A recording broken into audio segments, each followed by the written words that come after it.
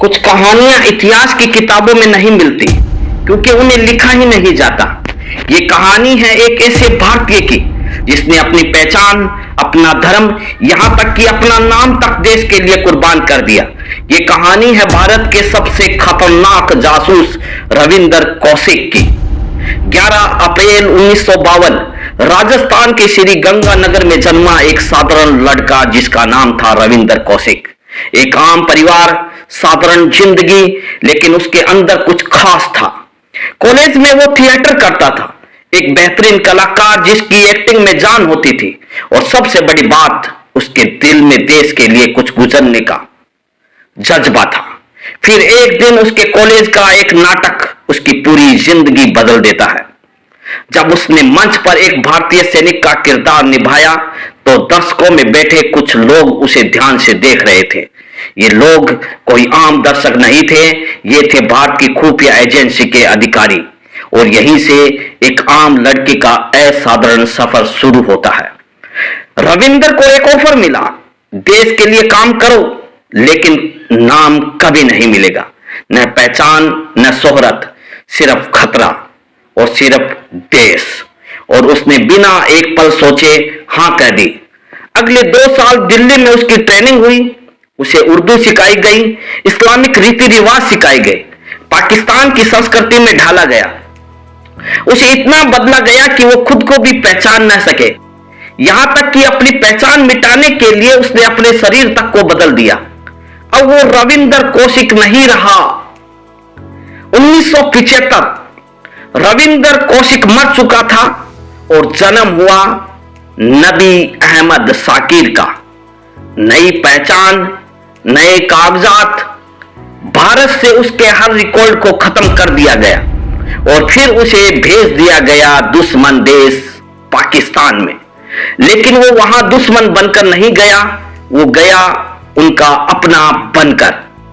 Karachi university से उसने कानून की पढ़ाई की।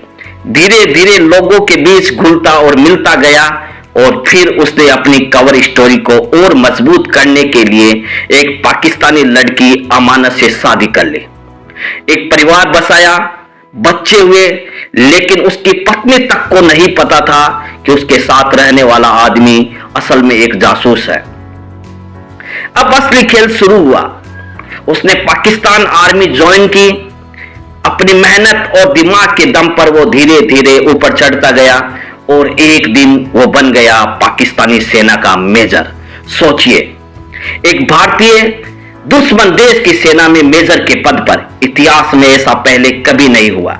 1979 से 1983 तक ये 4 साल भारत के लिए अनमोल थे। वो लगातार भारत को जानकारी भेज रहा था, सेना की मूवमेंट, हथियारों की जानकारी और गुप्त ऑपरेशन। उसकी दी हुई जानकारी से हजारों भारतीय सैनिकों की जान बचाई जा सकी और इसी वजह से उसे नाम मिला ब्लैक टाइगर।